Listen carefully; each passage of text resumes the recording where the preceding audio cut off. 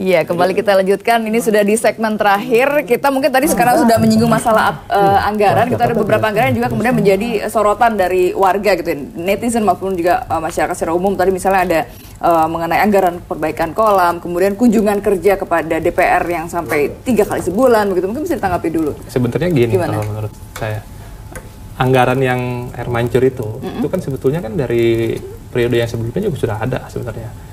Cuman memang tapi ditolak begitu ya oleh... Artinya kalau saya ngelihat memang semangatnya adalah ingin memperbaiki aset-aset daerah karena memang mungkin sudah saatnya diperbaiki kan gitu. Jadi maka tahun ini coba dianggarkan ya, kalau memang menurut yang lain tidak perlu dan tidak diperlukan ya silahkan aja dicoret lagi kan gitu kan. Seperti itu lah kira-kira. Kalau Pak Agung mungkin juga termasuk kunjungan kerja anggota DPRD ini? DPRD itu over capacity itu. Iya, jadi sekali lagi bahwa anggaran-anggaran ini bisa jadi ya ada yang harus kemudian disisir kembali, ya. Direvisi.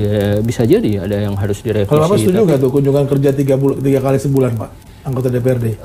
Kalau untuk satu orang saya pikir enggak ya. Kalau untuk satu orang, tapi kalau bergantian ya bisa jadi gitu ya. Saya nggak tahu tuh bergantian apa. Saya nanya makanya saya nggak tahu. Iya, bisa jadi itu adalah bergantian, bisa jadi gitu ya. Jadi artinya nanti kita lihat lagi, kita sisir lagi. Jadi jangan kemudian apa yang dimunculkan media kemudian langsung kita telan mentah-mentah gitu ya.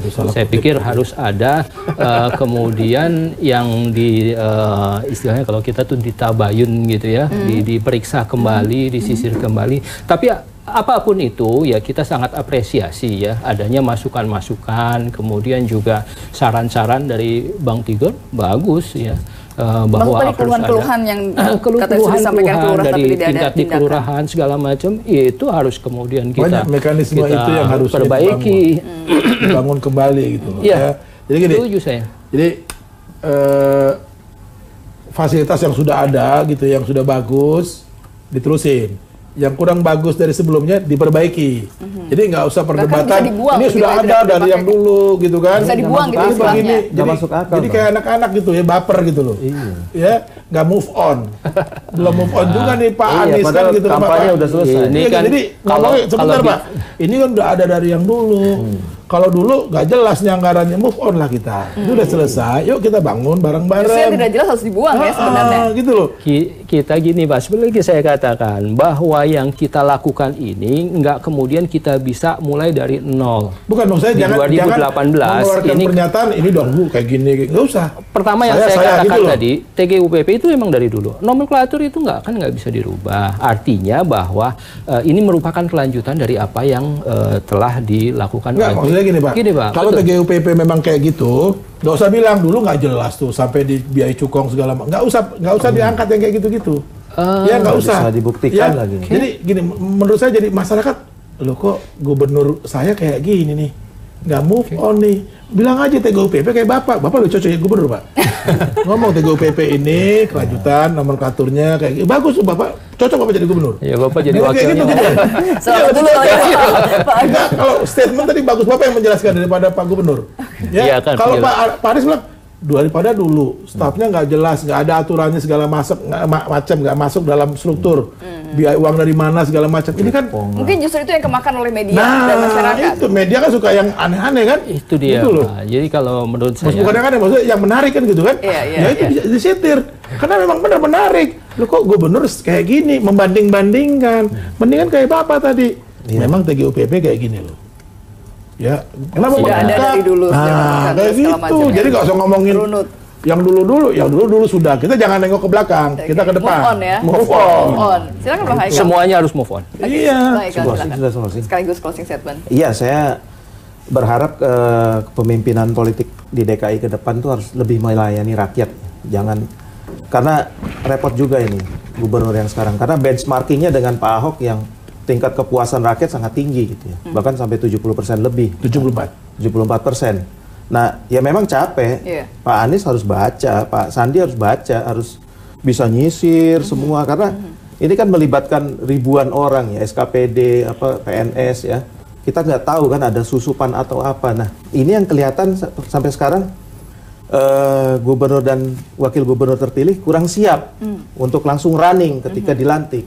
Beda sekali dengan waktu Pak Jokowi diangkat atau Pak Ahok diangkat gitu ya jadi gubernur. Langsung. Padahal sebelumnya sudah ada tim sinkronisasi ya. Padahal ya sudah ada tim mensinkronkan transisi ya. Kelihatan sekarang kelihatan gugup. Nanti saya pelajarin dulu, nanti kita baca dulu. Ini kan aneh. Padahal sudah terpilih hampir setahun gitu ya, sampai dilantik gitu ya. Itu kan harusnya ada waktu yang banyak untuk mempelajari, menyiapkan langkah-langkah gitu ya. Saya lupa kan masih ada deputi gubernur Pak ya? Ada. Dengan segala asisten dan deputinya. Itu juga banyak. Profesor loh deputi loh. Dan bisa memberikan informasi. Betul. Iya, jelas. Baik, silahkan closing statement juga Pak. Iya, yang pertama tadi sekali lagi saya berikan apresiasi nih ke Bang Tigor sama Mas Sulaiman ya atas masukan-masukannya. Ini tentu saja nggak akan dibiarkan. Kenapa Pak? Disampaikan Mbak. Insya Allah Mbak. Di WA ke saya Pak. Saya pikir juga ini akan menjadi satu masukan yang sangat bagus ya.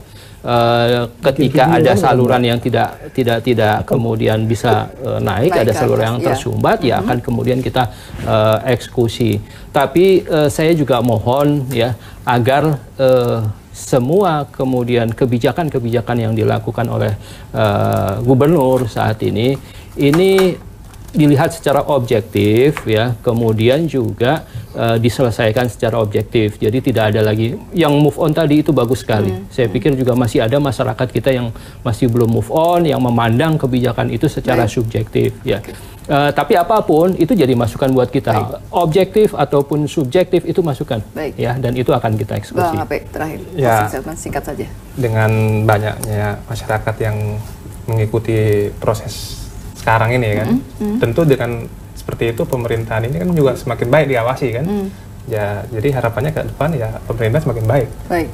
Tentu endingnya kan untuk rakyat juga kalau makin baik kan, makin ketat, makin efisien kan gitu kan. Oke, baik, masih akan terus dikawal ya karena mumpung masih rancangan, jadi masih bisa dikasih masukan segala macam. Terima kasih Bang Ape, Bung Agung, Bang Haikal dan juga Bang Tigor. Dan saya juga terima kasih atas kebersamaan Anda. Saya Lulu Kemiati undur diri, tetap bersama kami Jak TV. Selamat malam, sampai jumpa.